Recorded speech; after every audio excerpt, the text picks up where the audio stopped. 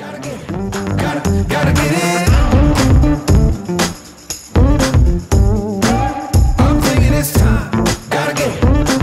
Gotta get it. He would do that to the widest dude in the world, right? Like literally the widest dude. You're a very intimidating man, Katlego. I thoroughly enjoyed meeting Katlego. I'm a big fan. And I said to him, for some inexplicable reason, as I shook his hand, I had the urge to go for a drive. Couldn't understand why. What a star. So it really is my privilege to be here today. I always say that, but I really mean it this time. And that's because I have such an enormous amount of admiration and respect for our hosts, but also because I'm in a room with you guys. You are my people. You're small business owners, entrepreneurs, SMEs. You are the engine room of our economy, right? You are the guys that are making it happen, the proverbial wind beneath our wings. If only the government realized that.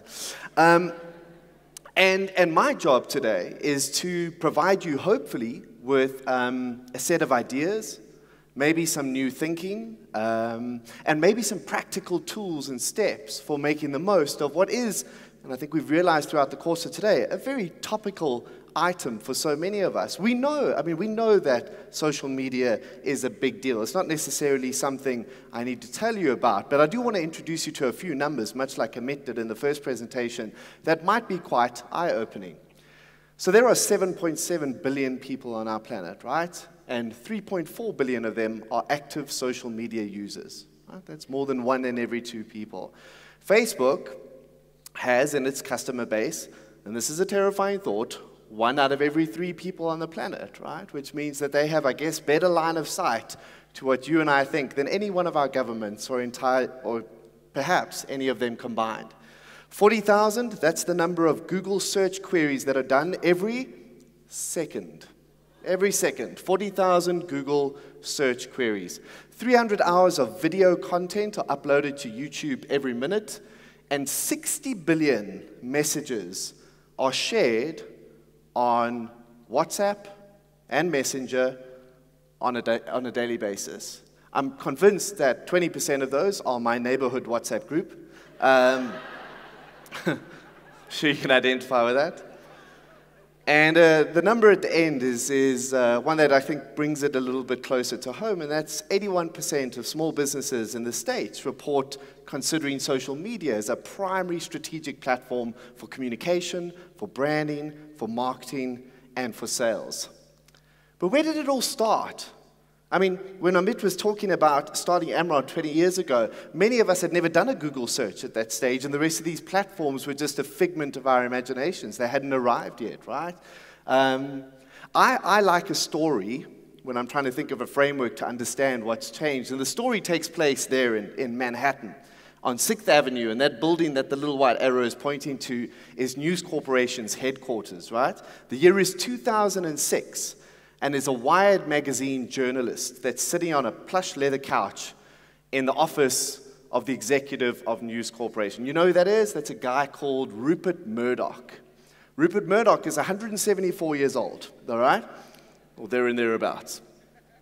One of the last great bastions of media elitism, right? A classic news guy. And the journalist in this interview, 2006, says to him, Rupert, can you explain to me why you just spent $580 million on a website, right?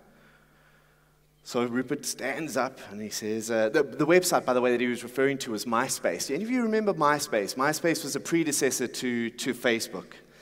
And Rupert stands up and he says, to find something comparable to this thing, this social media thing, you have to go back 500 years to the printing press, to the birth of mass media, which, incidentally, is what really destroyed the old world of kings and aristocracies.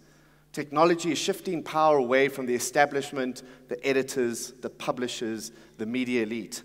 Now it's people who are taking control. I think that quote is phenomenal, and I think it's phenomenal for 2 reasons. Number one, in an almost prophetic sense, Rupert Murdoch painted a picture of what social media was going to do over the next couple of years, the next 12 or 13 years. He told us that it would change news and information and the way we construct information around us. He told us that it would shift the way that relationships work, right? He didn't tell us that we would be getting a reality TV host as a president of the galaxy, but I mean, could not have known everything. But what I find fascinating about this analogy, this printing press analogy, is that the original printing press, Johannes Gutenberg's printing press, made the illiterate literate, right? It gave the peasantry, the poorest of the poor, the opportunity to have access to information, to learn to read for the first time ever.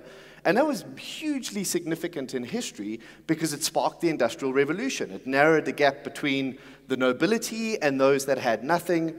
Not only did it spark the Industrial Revolution, but it was a key part of the Reformation, which was a big shift in politics and religious belief, and then also helped accelerate the Renaissance, which is all about art and culture, right? It was a massive force at the time, a massive force. Now, I imagine if we had the luxury of going forward 50 years and looking back in time, we would liken Gutenberg's printing press and Zuckerberg's Book of Faces to each other and perhaps even suggest that they are comparable, right? Because what Facebook and other social media have done is made the unpublished published, illiterate to literate, and unpublished to published. And I'm willing to wager, I'm willing to bet that that is as significant a force for us, for humanity, for business, for our families, for our lives, as the printing press was for our colleagues and friends 500 years ago.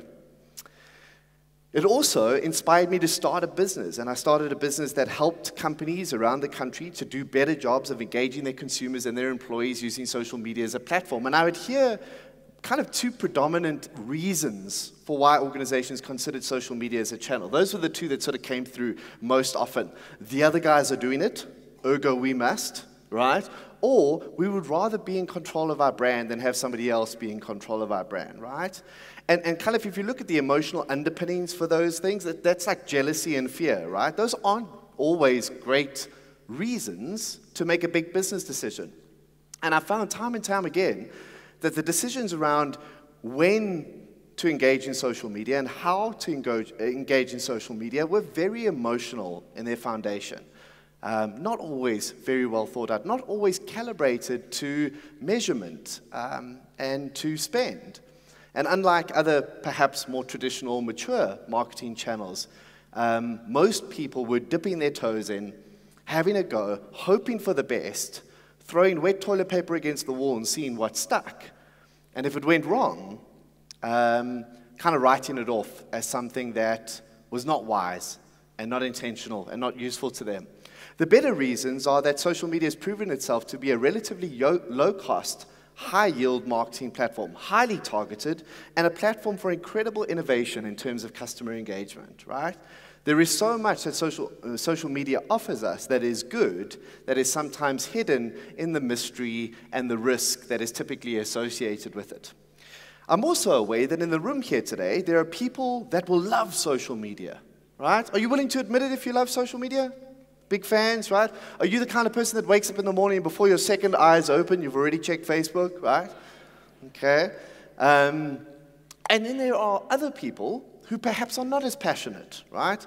Not huge fans of Facebook, not really keen to share the intimate details of their every meal on Instagram, and would rather kind of stay off those. That's cool. That's really, in fact, I kind of envy you.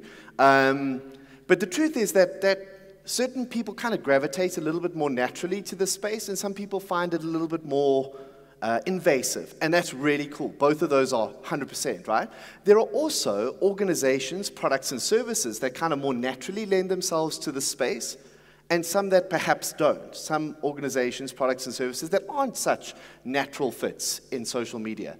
I had a memorable meeting with a client a couple of years ago who ran a small cement manufacturing firm, and they had a really cool 18-minute long corporate video that they wanted to make go viral on social media. It was a short meeting, all right? And I was like, does it have kittens in it?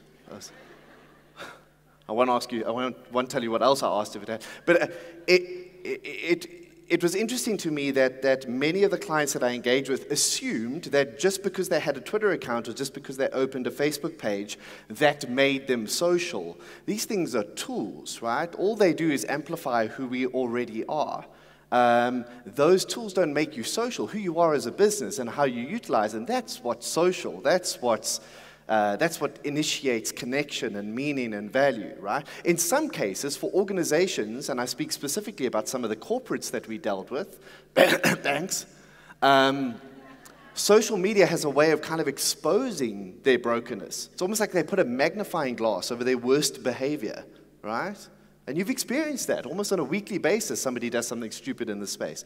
But I look at this almost as a framework of deciding how, as a business owner, as an entrepreneur, how to prioritize and act towards social media as a channel, right? So if you're somebody who's kind of naturally, intrinsically social and digital, and you've got brands or products that are easy to talk about, which I think you do, you're in a great space. You're in a space where the ideas about what you could say are countless, right? You don't have a content problem. You have a curation problem. You have a kind of strategic challenge, right? But, I mean, here I would suggest do more of the same.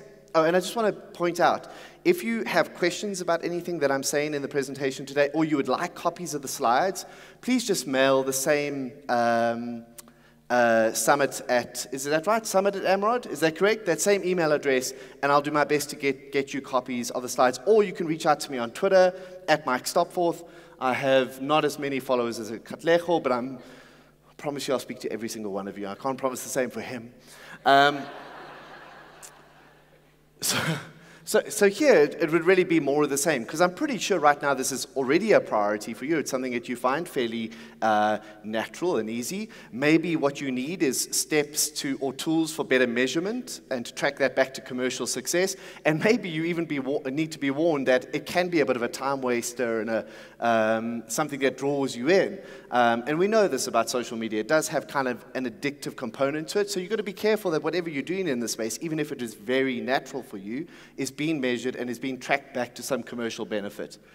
All right, there are social business owners who have brands and products that aren't that easy to talk about, right? And here I would suggest leveraging your personal brand to promote trust in those products and services, or to lean on online advertising as an option, right? Highly targeted advertising. So an example here, I'm not hugely passionate about electrical engineering, okay? But my electrician is. And he also happens to be really good at social media and fishing, but really good at social media. And he spends an inordinate amount of time posting really interesting content to social media. The other day, he posted a whole bunch of stuff around the origins of the different power socket formats in different countries and why they came about and why that's interesting and what we might imagine seeing happening in the future. Now, for a nerd like me, I'm really interested in that. And what it does, he's not telling me, you should book me now because you have a problem with your wiring. He's getting his name top of mind in my world, right? So it's intentional, it's smart, it's content that's kind of around his topic, but not necessarily exactly what he does. And because he's kind of very natural in that space, and because it's a reflection of his personality, it's pretty easy. Then there are businesses and products that are easy to talk about, but anti-social business owners, all right?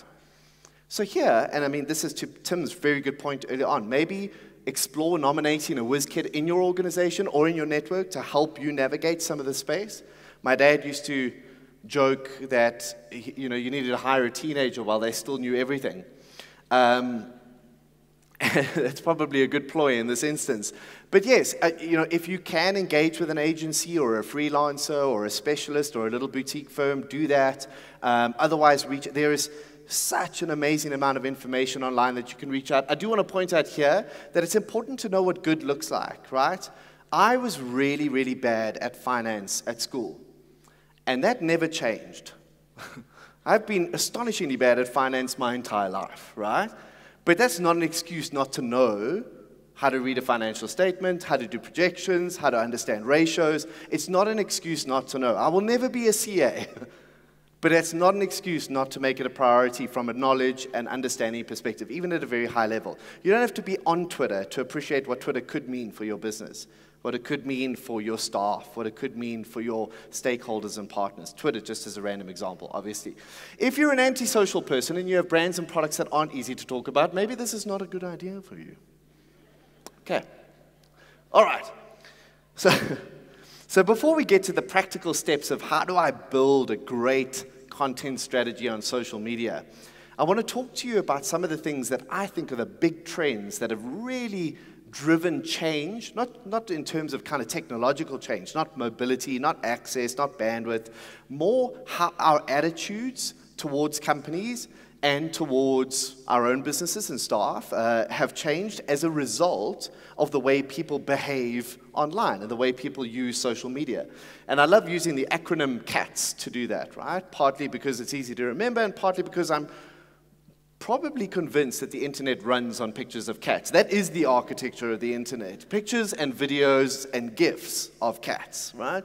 So the C in the CATS acronym is conversation. And conversation is important to understand because that's really what changed when Facebook and blogs and Twitter and LinkedIn and Instagram entered the scene. For the first time ever, we were able to have conversations on the internet. Before that, it was very much like a glorified advertising brochure. You had to hire a webmaster. Remember a webmaster? Had to hire a webmaster, and they looked a little bit like Gandalf, and they would come and build a website for you, and that website would be a way of, I guess, speaking at your customers, speaking to your constituents, right? What social media allowed us to do for the first time ever is offer people the opportunity to have conversations with us. And that's given rise to a whole new career choice, something called community management, where you are a specialist in kind of straddling the needs of the community that you engage with and the brand that you represent. It's a very specific skill and a very exciting job opportunity for lots of people. The problem with conversation, you'll know this, is that when you engage in conversation, you're generally held accountable to what you say, right? Very few organizations in history have had chief conversation officers, right? Dialogue departments. We're very used to speaking at people, but we're not all that used to speaking with them, right? Our customers are our priority, as long as they don't talk back, right? And those things are sometimes really difficult to deal with and to do. And the bulk of my engagement with most of our clients often initiated with a conversation of somebody saying something about us online that we don't like or makes us feel uncomfortable. Can you help us navigate that? I'm going to talk a little bit about that later as well, because I want to give you tools for managing social media crises better. But that second point around authenticity is what happens. You know, if you want to use this platform to engage, and you must remember that this is not an environment that was built for brands. It was an environment that was built for individuals. It's like walking into somebody's dinner party or cocktail party and going, "Hey, would you like some T-shirts?" Right? You have to earn your right. You have to sit at the table, listen a little bit, engage in conversation, care about what people are saying, and slowly but surely gain the credibility to move the conversation more towards marketing, sales, and product, right? There was a kind of a sentiment that went around for a while that social media is not for sales. I think that's crap. It's absolutely for sales, but it's part of a continuum. It's part of a process that I'm going to teach you in a little bit. The third element that I think is fascinating is trust. So if you think about almost every engagement you've ever had with a business that has its roots in kind of industrial age methodologies, processes, and systems, the starting point for that engagement is mistrust. Think of the last time you applied for finance or bought a big appliance or whatever. After the cavity and DNA tests, right, you have to fill out documentation like this, where it becomes apparent to you very quickly that they believe you are going to do them wrong. And they're just waiting for you to prove to them that you're innocent, right? You are guilty until proven innocent. The basis for most industrial age engagements with customers is one of mistrust, right? So what does Uber, Airbnb, and Amazon, businesses like that, come along and do? They go, you know, when you were a kid, your mom told you not to climb into a car with a stranger, right? Now you have an app for that. The technology is not the fancy part of that equation. The fact that I can trust someone that I do not know and have absolutely no sense of credibility around, and apart from the fact that I get a little 4.7 or 4.8 star rating on my app, their ability to identify, constitute, and monetize trust is the difference. That's the difference. And it's not something we talk about enough, because it's a bit of a difficult conversation to have. The thing you need, if you want to be able to trust your customers intrinsically, is information. You need data. Trust doesn't happen without data. I want to tell you a story, an Amazon story, actually. It's my only Amazon story because I live in Johannesburg. But I love my Kindle. Any other Kindle owners in the room? I adore my Kindle, right? And one day, my son, bless his cotton socks, did a sort of forward somersault over the couch and landed bum first on my Kindle, and the screen cracked, and I was heartbroken. And this was not my first Kindle. This was maybe my fourth or fifth, and every time there's a new one, a shiny new one that comes out, I upgrade, and I've bought tons of books, and it's one of my favorite gifts to give to people who I really care about, because it's kind of like the gift that keeps on giving, right? So I guess they would consider me a fairly good customer from a Kindle perspective. Anyway, so I hopped onto Amazon.com, and I was looking for a local office kind of help address for somebody who could repair or refer me to somebody who could repair the screen on the Kindle. And one of those little chat bots popped up, right, where there's I presume another person on the other end of the line talking to me, and they said, "How can I help you?" And I said, "Hello there, my Kindle, whatever it is, has broken, and I would like to find out if there is a local repair agent who can assist me in fixing it." And they said, "Hang on a second, sir." And like 17 seconds later, they came back and said, "We've dispatched a new unit to you. Thank you so much for getting in touch, and we really appreciate your continued support." So I was like, I feel like there were a few steps that were missing between where we started and where we're at now. So I was like, thank you very much. Where can I send the broken unit to clearly demonstrate to you that it is indeed broken and that I am not lying, right? And they're like, "No, it's no problem. We trust you. Thank you so much for your continued support. Here's the unit. Here's the Weibull number. It's coming via DHL and it should be there in like 5 days' time." So I was like, thank you very much. Would you like a picture of the aforementioned broken unit? I have a few that I could share with you so as to prove to you that I am indeed not lying.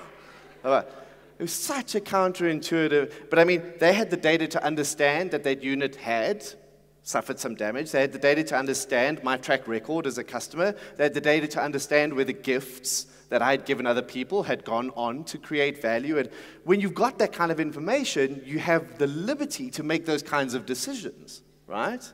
Again, a very little excuse for not knowing. It's just that we don't always know how to turn data into wisdom, right? Monetizing trust is one of the most underrated trends, I think, in technology today. And it really is where we should be prioritizing our thinking around data. The last point, the last of the CATS acronym, the C, is sharing.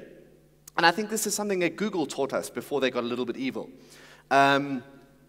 was the importance of turning knowledge economies on their head, right? Instead of having IP that you kept secret to yourself and you didn't want to share with anyone else because that was your competitive differentiator, they realized that that was kind of like, that trend was going nowhere, right? Google's mission in life was to make all the world's information available to all of the world. That's ambitious, true, and change the whole world of advertising and communication forever, right? I think that there are huge advantages to sharing IP, to publishing really great ideas, to developing really cool content, and then distributing that in your networks. It's one of the things that in my business as Cerebrin, advertising is not the most progressive industry in the world, but we decided that we were going to, as soon as we came up with new research or IP, we were going to publish it, we were going to put it freely available on our website. You could download it as a PDF, you could attend free seminars, and there was a very real danger that people could have copied that IP and gone on and created a business just like ours, and nobody did, because we were first every time, right? You don't want to be just a crappier version of the thing that came first. So it really did work in our favor, but it does seem kind of counterintuitive, right? There is enormous power in smart sharing. Really intentional, really clever sharing. Okay, cool. So a couple of principles using cats that hopefully get you thinking a little bit differently about how you approach social as a channel. But what do you actually do? How do you bake a social media cake? Right? I hear clients talking a lot about the ingredients, right? Our brand personality, look and feel, video, infographics, Facebook. These are all ingredients that go into a cake, right? But you can have all the ingredients in the world and no recipe, and you'll still have an awful cake, all right? My job over the last couple of years is to figure out in what order do we put the ingredients in the cake to get a really good result. And so what I want to share with you today is kind of a high-level recipe for a good content cake. How do we create, as an organization, any size organization in any industry, content that is intentional, that is deliberate, that is brand-oriented, that is geared towards our customers, and that is measurable for its impact? That's the most important part. That's the part that most agencies will leave out, right? They don't want to be measured because they're awful, all right? Okay, not all of them. So the first step in baking your cake is to define your brand identity, all right? But what is a brand exactly, okay? Does anybody not know what that is? Anybody never seen that before? Good, okay. So that's the Nike logo, and I'm pretty sure that everybody in the room recognized it, and everybody in the room will have some tiny differentiation in terms of how they associate with it. That might be based on the first pair of sneakers that you ever got, or a golfer that you support, or a video that you saw this week on social media, or a campaign that you liked, or an experience in a store, or whatever it might be. And those could be good and bad, right? But a brand is not this thing. This is a logo, a corporate identity, okay? The brand is not what we tell our customers it is. It's what our customers are telling their friends it is. That's your brand. It's the collection of thoughts, emotions, associations, and anecdotes that surround the logo. And no two associations are the same. So no two brand experiences are the same. I might walk through Santon City past the logo of a bank that's just granted me a loan and feel the warm and fuzzies, right? You might walk past the very same sign and have had a negative experience with that bank and have your heart rate jump through the roof and feel anxiety. It's just a logo, right? But our experiences determine the brand, the essence of the brand. Brand reputations are made by what we have done, not what we're going to do. And if there is no other lesson that is important for you to take away today, this is probably the most important one. And I want to illustrate it through a little story. We did a research project a couple of years ago where we benchmarked the sentiment of South Africa's biggest brands against negative stuff that was said about them on Twitter, right? So we looked at the amount of complaints that were happening on Twitter, and what we wanted to understand was, relative to their market size, relative to the size of the organization, who's being complained about the most and who's being complained about the least, right? So is anybody keen to take a stab at which brand, South African brand, bearing in mind this was 3 years ago, was being complained about the least relative to its market size? Any guesses? Sorry? Coke. It's close. It was up there.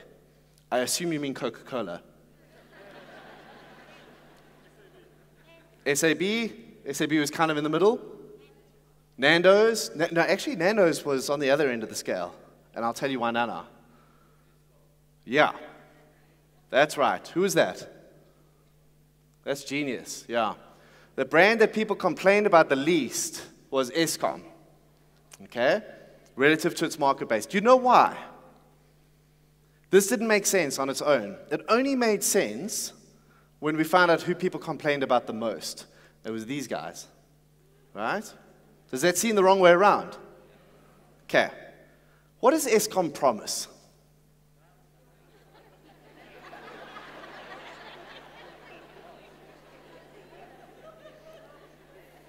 What do they deliver? So if you expected 2 out of 10 and you got 2 out of 10, you're like, that's pretty good. I am not disappointed. Right? If you were expecting 2 out of 10, you got 3 out of 10, you're like, whoa, Eskom's on the up. Yeah. I managed to get through a week without having a candle at dinner. LowRes has spent billions of rands positioning itself as an 11 out of 10 brand in your mind. LowRes has a religious following. It's not a grocer anymore, it's a church, right?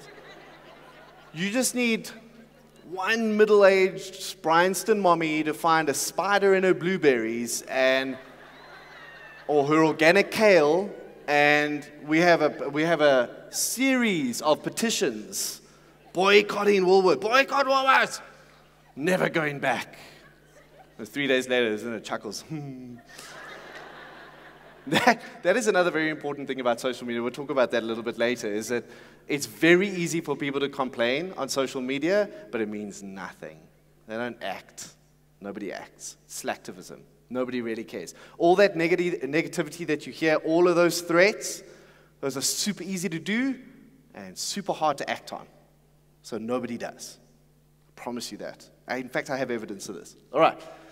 LowRes promises 11 out of 10. If I get 9 out of 10, I'm still disappointed. Like, I'm still sad, right? Happiness equals expectation minus reality. Happiness equals expectation minus reality.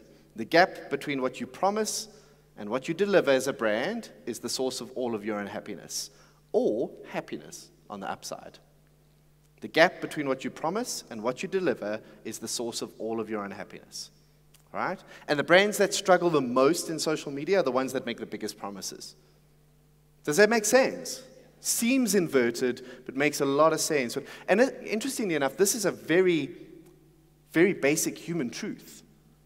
You know, we know this. If you meet me here in the coffee line and I act a certain way, and then we bump into each other in Woolworths with the Chuckles 2 weeks later, and I act another way, that's disingenuous. That's shitty.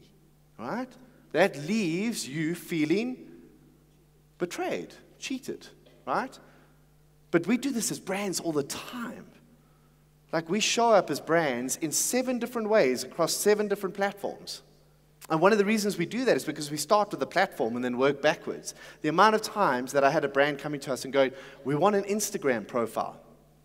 And again, it was, because they have one or because we're afraid we'll lose control. And I would start from there and work back. And 3 months later, you have a profile that looks absolutely nothing like the website or the billboards or it's a different brand. It's schizophrenic, right? And that does damage. Okay, so why do you start with your brand? Because that's the thing that you can control the most. That is the thing that you determine. That is the thing that you are also likely to change the least. That is the bedrock of your marketing communications efforts. And for me, your brand is kind of made up of 3 things in that social media space.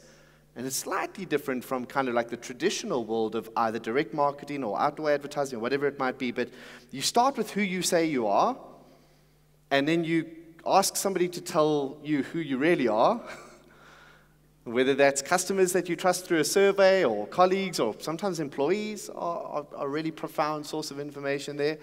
But it's easy for us to wear rose-tinted glasses when we look at our brands or our organizations, but it's great to get kind of like a bit of humble pie in terms of what the actual experience is. And then the third component is the competitive landscape.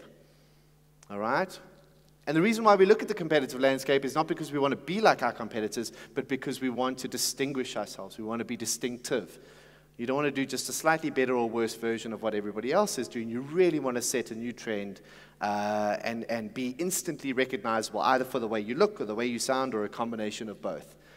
The next thing I think is most important to do after you've clearly defined your brand, and one of the great ways to do that, to define your brand, is to almost develop like a dating profile for your organization. Like, imagine you were putting your company on Tinder, right? It's a terrible example. But imagine you were developing some sort of humane profile for your brand, and you had to define what are its hobbies, what are its interests, what are its values, Those are the things that will teach you about how you show up and how you speak and how you, and that's important. Your brand on social media is not always you. Sometimes those things are different, right? And sometimes you need to create a separation. So the next thing you need to do is define your objectives. And I think that there are 4 things that you can achieve in social media on behalf of your brand, your products, or your services, okay? And they are as follows: reach, engagement, sentiment, and conversion, okay?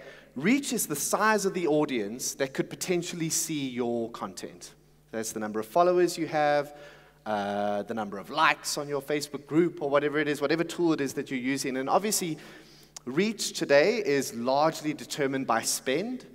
It's been one of the disappointing trends in social media is that over the years, the proportion of social media that's social has kind of dwindled, and the portion that's become media has kind of enlarged. And today, Facebook is 1% social, 99% media. So if you want reach, you have to pay for it, right? And that's why it's really important to understand targeting and so on and so forth, so you can maximize that.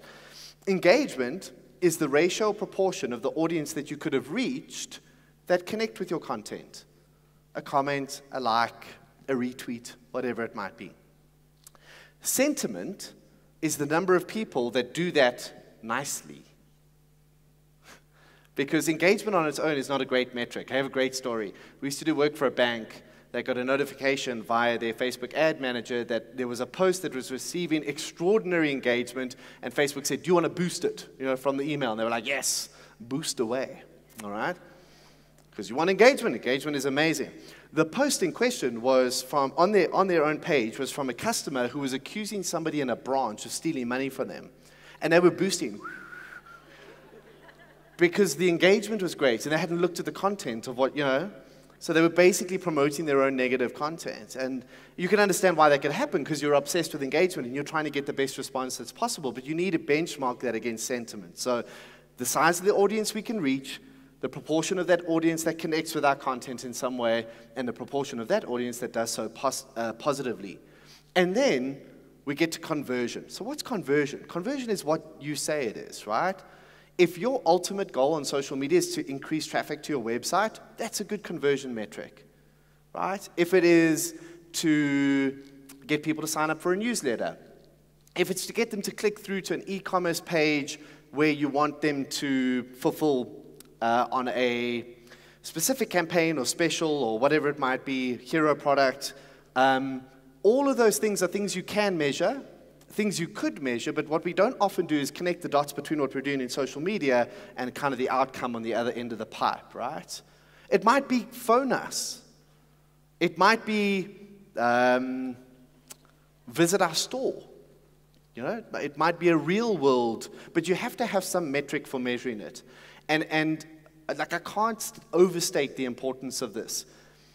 You would do this in any other business activity or any other cost center. You would want to know how many rands am I spending for the result that I'm getting, right? So why wouldn't you do it here? Okay? But know what the outcome is that you're hoping for and know how to measure it and then benchmark your spend according to that. We had in my business, in Cerebra, which is a social media agency, we had a very humbling realization about the amount of money we were spending on social media for a lead, for a qualified lead. And we realized that there were other reasons that we were there. We were there because we wanted to build culture and build a brand and get awareness and all of those good things. But ultimately, we wanted more business. And we were spending a fortune on it. We could have hired 3 people who could have just cold called businesses all day long and gone, "Please, can we come and visit you, Handed out pamphlets. I think we would have got better results. So while it's great to do all of those things, I think it's really important to be cognizant of the commercial value and to be focused on that and to be deliberate about measuring it, especially for those of you who regard yourselves as like social gurus and who love the space, because it's easy to ignore that because it's fun. You're getting all the serotonin and dopamine you need. But it needs to make sense from a commercial perspective. Okay, how do you plan your content? Knowing these things, how do you get intentional about coming up with great ideas and planning your content? So we do this 2 ways. We look at pillars, which are content themes. These are the things that you as an organization should be talking about, that your audience might expect you to talk about, or that you might have some area of expertise or differentiation in. Okay, that can be as narrow as possible. You'd be surprised how much content you can come up with in a very narrow brief. Personas are target market archetypes, right? So here's an example of one of those. I think that's what I was trying to say when I said Tinder profile, but that is clearly not one of those. But this is, know your customer. Even if you fill out an imaginary form for what that person's name is, what they care about, where they might go, what other brands they love, what music they listen to, because what that forces you to do is to think very laterally about that person's experience base and what other areas they care about and what avenues you could explore from a content perspective that you might not have considered in the first place. Great content is very seldom obvious. Okay? But it makes a hell of a lot of sense when you find it. It always seems obvious in retrospect, but it's not all that obvious to find in the first place. So a quick example of how that comes together is in this matrix, right? So there we would list the personas that we've come up with, 1, 2, 3, or 4, however many, like more than 2 or 3 personas. You can have one persona, that's fine as well. And then pillars, whatever those might be. And then you can fill out those corresponding blocks or quadrants with really great ideas, and then allocate those to platforms that you think are appropriate. I hope you've noted that this is the first time I've spoken about Facebook, Instagram, or LinkedIn, or anything else. That's the last thing you think about. Define your brand, define your objectives, think about your target market, think about themes that you're authorized to speak to, and then decide whether it's a good idea to put it on LinkedIn. Not the other way around. Okay? So as an example, let's say that your target client, you specialize in providing promotional goods to companies that have a technology leaning or bend, and you find that the internal comms person in this IT firm is somebody who's ordering a lot from you, and you see that replicated as behavior in a number of different clients. So that becomes one of your personas. What does this person care about? What are their concerns? To Tim's point, what are the business problems that we're trying to solve, right? And let's say, for example, you decide, well, we don't want to talk about bags, but we know that all of these people travel. So maybe we can talk about what it means to travel efficiently and smartly. And then you can come up with ideas. What does this person want to hear about under the banner of travel efficiency, right? Do we put together a cool little infographic that shows what are the types of people in your organization? The executive, the intern, the developer, the salesperson, and what's the perfect bag for that person? And, I'm really spitballing. I hope that's clear. But the point being is that once you've got a narrow brief, it's really easy to start coming up with exciting, cool, and interesting ideas. What's hard is to speak to everyone about everything, because you'll end up sounding like nothing to anyone. All right? So pick as narrow a brief as you can, get really good at that, and you'd be surprised the ideas that you come up with from there, right? And then lastly, know your platforms. And this is tough because I'd love to spend hours talking to you about what makes a good Facebook post and what makes a good Twitter post and why it's important to boost these and not those. But to be quite honest with you, Facebook's likely to change that next week. Right? Those algorithms shift so often that it makes it very difficult to develop best practice. And that's on purpose. Where there is mystery, there's margin, right? It's a very deliberate move on their part, which is not great from a trust-building perspective, but kind of typical behavior by now. But what I would advise that you do is that there are some really great free courses that both Facebook, Twitter, and LinkedIn provide that will help you get a better sense of how to plan, run, target, and promote your ads. They're very simple, very, very simple courses, and either something that you should invest in yourself or something that you get your social whiz kid or digital expert to do for you. Hopefully, your agency would be able to do that as well. What if it goes wrong, though? Right? What if, like LowRes, you get accused by some entrepreneur of stealing a baby carrier design? You guys saw that in the last couple of weeks. Ubuntu Baba is a baby carrier, locally designed and manufactured, that accused LowRes of stealing their design and making money for it and kind of suppressing the industry. So that's actually a really interesting point because LowRes did nothing illegal.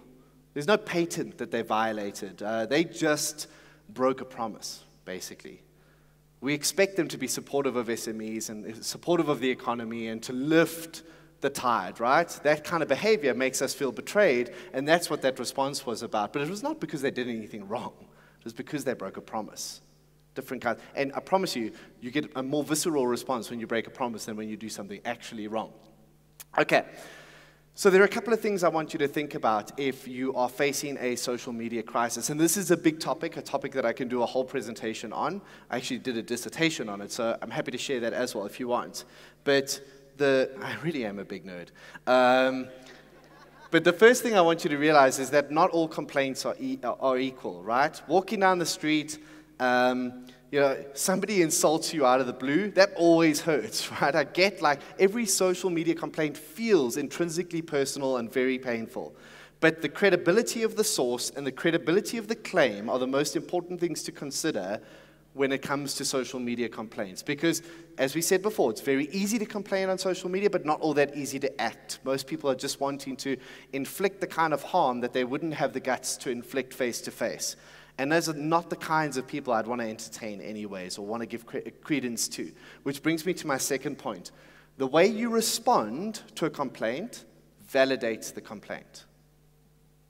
If it is an idiot shouting in a defamatory and disrespectful way, if you go, thanks for your comment, you make that okay.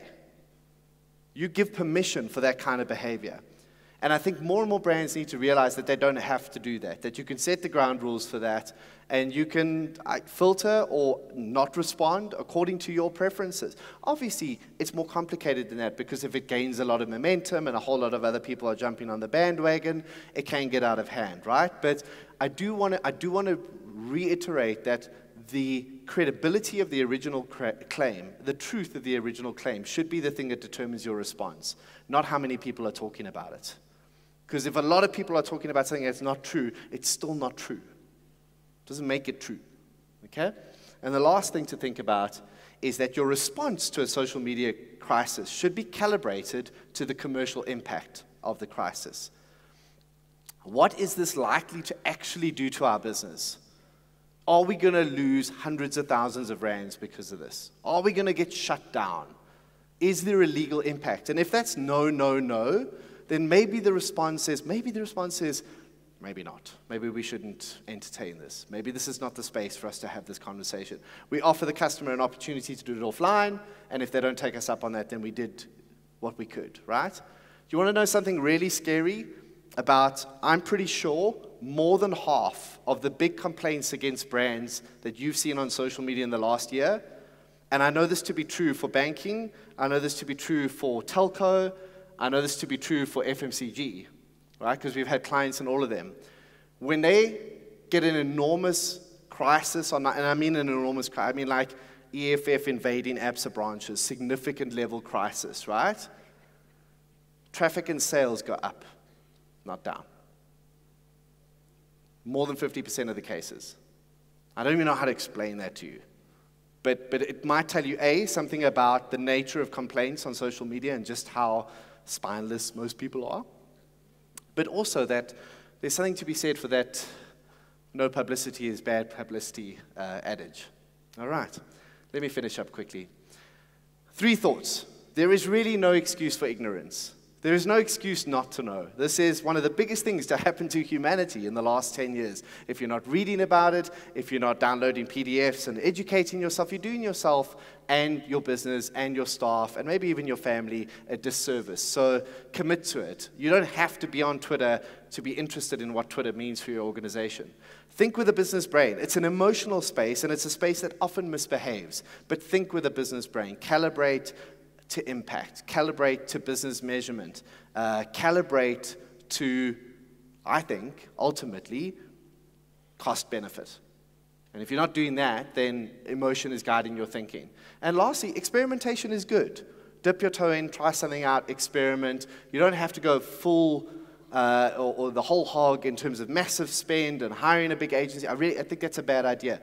But learn, get to know what good looks like, and slowly but surely, you will see improvements, you will see recognition and engagement that you didn't see before, and those little moments of invention and innovation will likely spark out of nowhere, and I hope change the way that you connect with your customers forever.